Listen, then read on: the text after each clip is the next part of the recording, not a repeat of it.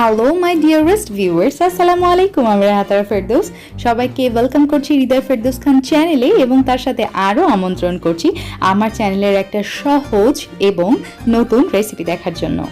কাচ্চি বিরিয়ানি, এই নামটা শুনলে আপনি মুখে কেন জানি পানি চলে আসে, বুঝি না আমি। যাই হোক, কাচ্চি বিরিয়ানি রান্না কিন্তু একটু ভেজালের কাজ আছে, তবে আপনারা যদি রাঁধুনি রেডিমিক্স কাচ্চি বিরিয়ানি মশলা দিয়ে বাসায় কাচ্চি রান্না করেন then it's make your life easier.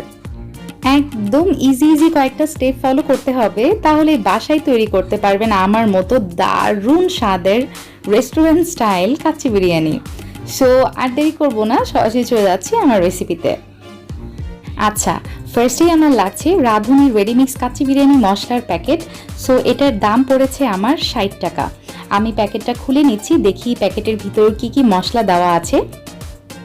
Kacchi biryani মশলার প্যাকেটটা খুললেই আপনারা পেয়ে যাবেন দুইটা স্যাশে, একটা ছোট এবং একটা বড়। হাত দিলেই বুঝতে পারবেন একটা পাউডার ফর্মে আছে আর একটা আছে দানাদার বলতে আস্ত মশলা আছে আরেকটা প্যাকেটে। সো এইটা সাইডে রাখছি এবং চলে যাচ্ছি মাংস কিনতে। আজকে আমি কাচ্চি বিরিয়ানি রান্না করব গরুর মাংস দিয়ে, তবে আপনারা চাইলে খাসির মাংস দিয়েও রান্না করতে পারেন।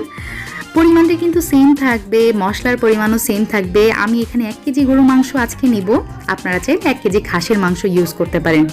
আর কাচ্চির মাংসটা একটু বড় সাইজ হয়, সেক্ষেত্রে কেনার সময় বা মাংসটা বানিয়ে নেওয়ার সময় কসাইকে কিন্তু বললেই তারা সেভাবেই মাংসটা সাইজ করে দিবে। আমার মাংসগুলো খেয়াল করেছেন নিশ্চয়ই, একটু বড় সাইজের হাড্ডি এবং চর্বি সহ। 1 কেজি গরুর মাংস একটু বড় সাইজ করে কেটে নিলে 10 থেকে 12টা পিসেস হবে। আচ্ছা, বাসায় মাংসগুলো নিয়ে আসার পর খুব ভালোভাবে পরিষ্কার পানি দিয়ে কয়েকবার ধুয়ে নিয়েছি। তারপর একটা পাত্রে নিয়ে নিলাম 1.5 কাপের মতো পানি এবং তাতে দিয়ে দিলাম 1 চামচ পরিমাণ লবণ। এখন ধুয়ে রাখা মাংসগুলো আমি একে একে পানির মধ্যে দিয়ে দিচ্ছি এবং 30 থেকে 40 মিনিট পর্যন্ত আমি এই লবণ পানিতে মাংসগুলো ভিজিয়ে রাখবো। এখানে আছে 3 রকমের বাদাম, সব মিলিয়ে 1/3 কাপ হয়েছে। আপনারা চাইলে যে কোনো এক ধরনেরও নিতে পারেন 1/3 কাপ। আমি সবগুলো বাদাম এখন বেটে একটা সাইডে রেখে দিচ্ছি।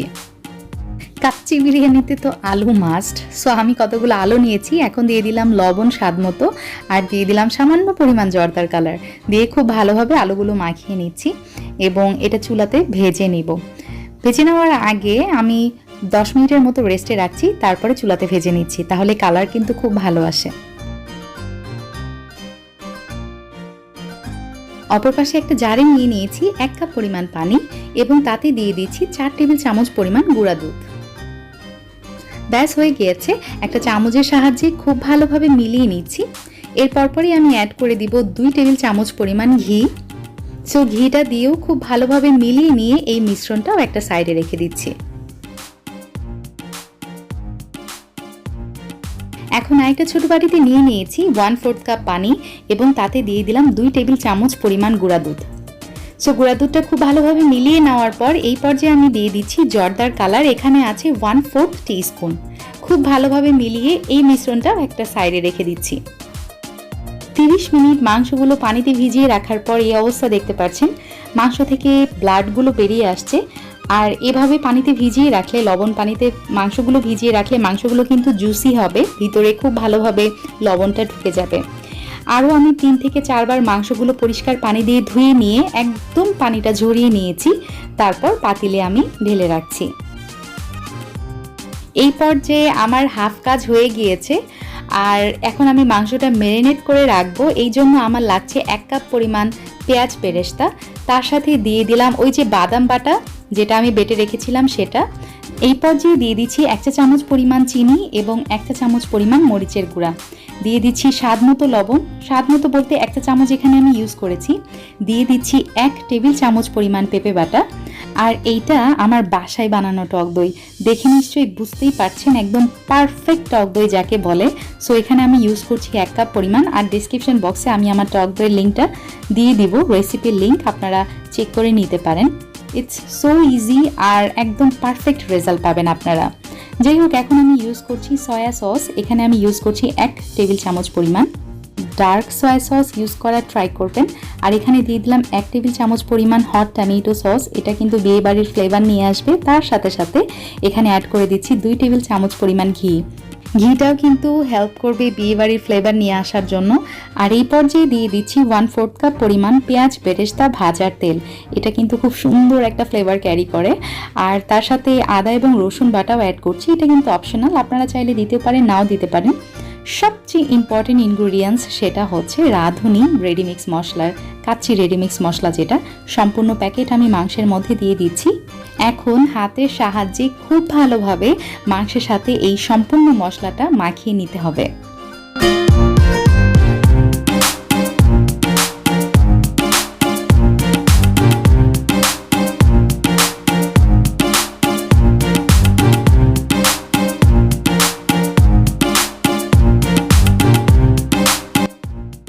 আলহামদুলিল্লাহ আমার মাংসটা কিন্তু খুব ভালোভাবে মেখে নেওয়া হয়ে গেছে। এখন আমি এটা রেস্টে রাখছি 2 ঘন্টা। সো 2 ঘন্টা পর আমি ফিরে আসছি। এই পর্যায়ে রাঁধুনি বিরিয়ানি মশলার প্যাকেটের সাথে যেই আরেকটা আস্ত মশলার প্যাকেটটা ছিল, সো সেটা কেটে এখন বাটিতে আমি ঢেলে নিচ্ছি। আর দেখতে পাচ্ছেন এখানে কি কি মশলা দেওয়া আছে: সাদা এলাচ, দারচিনি, তেজপাতা, শাহি জিরা, লং, সো সব কিছুই দেওয়া আছে এখানে। আমি পানির মধ্যে এটা দিয়ে দিলাম এবং বলক ওঠার জন্য ওয়েট করছি। এখানে আমার 2 লিটারের বেশি পানি আছে। সো পানিতে বলক চলে আসলে আমি দিয়ে দিয়েছি 1 চা চামচ পরিমাণ তেল এবং 1 টেবিল চামচ পরিমাণ লবণ। আগে থেকে ধুয়ে রাখা হাফ কেজি পরিমাণ চিনি গুঁড়া চাল আমি এখানে ইউজ করছি। আপনারা চাইলে বাসমতি রাইসও কিন্তু ইউজ করতে পারেন। চালগুলো দেওয়ার পর খুব ভালোভাবে নেড়ে দিতে হবে। সো নাড়াচাড়া করে ওয়েট করব চালগুলো হাফ সিদ্ধ হওয়া পর্যন্ত। আলহামদুলিল্লাহ আমার চালটা কিন্তু 80% কুক হয়ে গেছে। সো এখন আমি এই রাইসের পানিগুলো ঝরিয়ে নিচ্ছি। ফিরে এলাম ভিউয়ার্স 2 ঘন্টা পর। দেখতে পাচ্ছেন মাংসের উপরে তেলটা ভেসে উঠেছে। এই পর্যায়ে আরও একবার মাংসগুলো খুব ভালোভাবে মিলিয়ে নিচ্ছি এবং পাতিলে খুব ভালোভাবে মাংসগুলো সেট করতে হবে আবার, যাতে একটার ওপর আরেকটা মাংস না থাকে। দিয়ে দিচ্ছি 1 মোট পরিমাণ পেঁয়াজ বেরেস্তা।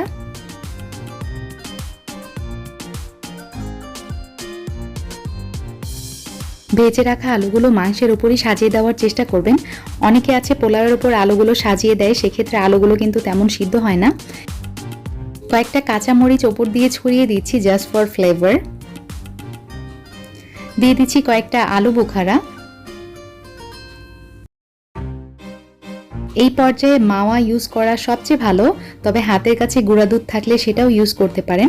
আমি এখানে 1 টেবিল চামচ পরিমাণ গুঁড়া দুধ ইউজ করেছি। সব উপকরণ দেওয়া শেষ। এখন আমি গরম গরম রাইসটা এই মাংসের ওপর ছড়িয়ে দিচ্ছি।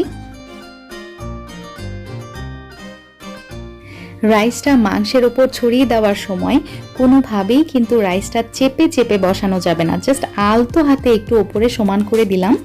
That's it.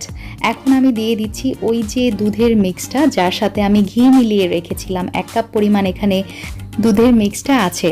চারিদিকে কিভাবে দিচ্ছি একটু খেয়াল করলেই দেখতে পারবেন। ঘুরিয়ে ঘুরিয়ে চারিপাশে আমি দিয়ে দিলাম। আর আমি খেয়াল করলাম জারের গায়ে ঘি লেগে আছে, সো এই ঘিটা ওয়েস্ট হয়ে যাবে। তার থেকে ভালো আমি মুছে মুছে এই রাইসের মধ্যেই দিয়ে দিই। এখন দিয়ে দিচ্ছি 1/4 কাপ পরিমাণ জাফরান কালার মিল্ক, যেটা আমি একটু আগে মিলিয়ে রেখেছিলাম। সো এটাও একটু জায়গায় জায়গায় দিয়ে দিচ্ছি যাতে আমার কাচ্চি বিরিয়ানিতে খুব সুন্দর একটা কালার আসে। আমার সব উপকরণ কিন্তু দেওয়া শেষ। এই পর্যায়ে আমি আটার ডোটা খুব ভালোভাবে পাতিলের চারিপাশে লাগিয়ে নিচ্ছি গোল করে, যাতে একটুও বাতাস বের হয়ে না যায়। সো খুব ভালোভাবে লাগিয়ে নিলাম এবং ঢাকনা দিয়ে বন্ধ করে দিচ্ছি। খুব কেয়ারফুলি এই কাজটা করতে হবে এবং ঢাকনা দেওয়ার পর একটু চেপে দিচ্ছি যাতে চারিপাশে খুব সিল হয়ে যায়, একদম ভালোভাবে সিল হয়ে যায়।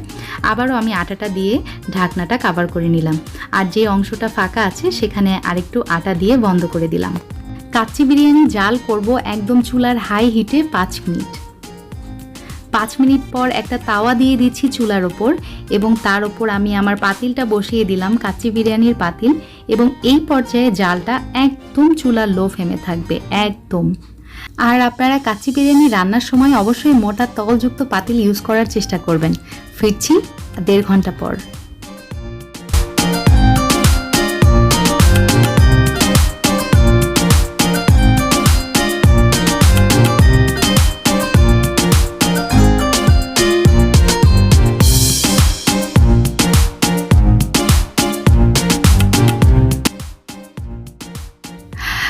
কাচ্চি কাটার সময় আমার কি যে পরিমাণ ভয় লাগে, জাস্ট আল্লাহর কাছে দোয়া করতে থাকে যে আল্লাহ প্লিজ আমার কাচ্চি বিরিয়ানিটা পারফেক্ট বানাই দাও।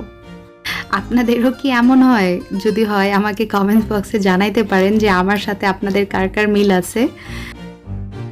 সো ভিউয়ার্স, খেয়াল করেছেন নিশ্চয়ই আমার কাচ্চিটা কিন্তু আলহামদুলিল্লাহ একদম পারফেক্ট হয়েছে, নিচে লেগে যায়নি কিছু না, আর রাইসগুলো কিন্তু একদম ঝরঝরে। আলহামদুলিল্লাহ আলহামদুলিল্লাহ। যাই হোক, এখন কাচ্চি বিরিয়ানিটা খুব ভালোভাবে রাইসের সাথে আমি মিলিয়ে নিব, তারপর আপনাদেরকে সার্ভ করে দেখিয়ে দিচ্ছি। এই পর্যায়ে কাচ্চি বিরিয়ানিটা অনেক গরম আছে, মাংসগুলো অনেক গরম আছে, কিন্তু হাত দিতেই আমার মাংসগুলো খুলে আসছে, দেখতে পাচ্ছেন। তার মানে মাংসগুলো কিন্তু আমার পারফেক্টলি সিদ্ধ হয়ে গেছে।